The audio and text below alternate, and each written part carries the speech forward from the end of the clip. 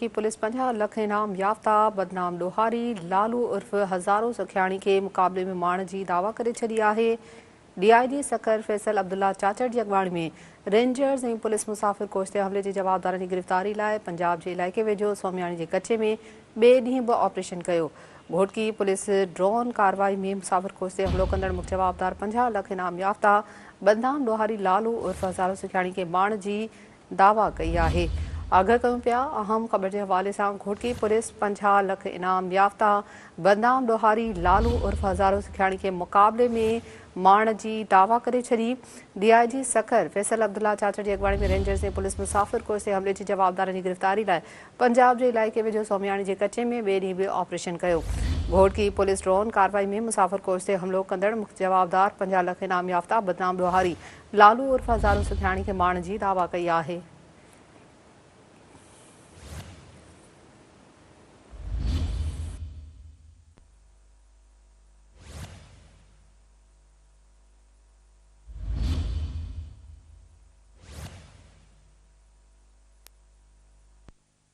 Breaking news नासवा सां share करे रहिया आहियूं। घोटकी पुलिस 50 लाख इनाम याफ्ता बदनाम लोहारी लालू उर्फ हज़ारो सखियाणी के मुक़ाबले में माण जी दावा करे छॾी आहे। DIG सखर फैसल अब्दुल्ला चाचड़ जी अॻवाणी में रेंजर्स ऐं पुलिस मुसाफ़िर कोच ते हमले जे जवाबदारनि जी गिरफ़्तारी लाइ पंजाब जे इलाइक़े भंग वेझो सोमियाणी जे कचे में ॿिए ॾींहुं बि ऑपरेशन कयो। घोटकी पुलिस ड्रोन कार्रवाई में मुसाफ़िर कोच ते हमलो कंदड़ मुख्य जवाबदार 50 लाख इनाम याफ्ता बदनाम लोहारी लालू उर्फ हज़ारो सखियाणी के माण जी दावा कई आहे।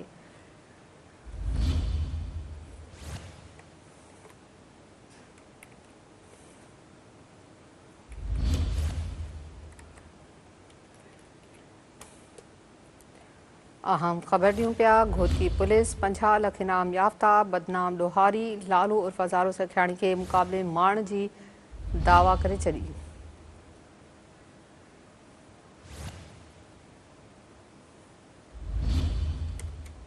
DIG सखर फैसल अब्दुल्ला चाचड़ जी अॻवाणी में रेंजर्स ऐं पुलिस मुसाफ़िर कोच ते हमले जे जवाबदारनि जी गिरफ़्तारी लाइ पंजाब जे इलाइक़े वेझो सोमियाणी जे कचे में ॿिए ॾींहुं बि ऑपरेशन कयो।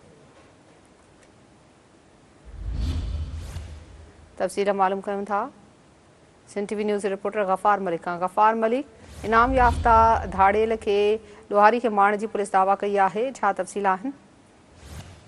हाँ जी बिल्कुल गुजरियल ॿ ॾींहं अॻु गुड्डू लिंक रोड ते सदकाबाद खां कोयटा ॾांहुं वेंदड़ मुसाफ़िर कोच मथां हमलो कंदड़ जवाबदारनि ख़िलाफ़ DIG सकर फैसल अब्दुल्ला चाचड़ जी अॻवाणी में रेंजर्स ऐं पुलिस जो पंजाब जे इलाइक़े भुंग वेझो सोनमियाणी जे कचे अंदरि ॿिए ॾींहुं बि ऑपरेशन जारी आहे। पुलिस ऑपरेशन दौरान घोटकी पुलिस पारां ॾुआरियुनि जे ठिकाणनि मथां जदीद टेक्नोलॉजी ज़रिए ड्रोन हमले में मुसाफ़िर कोच मथां हमलो कंदड़ सुखियाणी गैंग जे सरबराह काबिल सुखियाणी जे भाउ मुख्य जवाबदार 50 लाख इनाम याफ्ता आहे बदनाम ॾुआरी लालू उर्फ हज़ारो सुखियाणी के मारण की दावा कई वही है।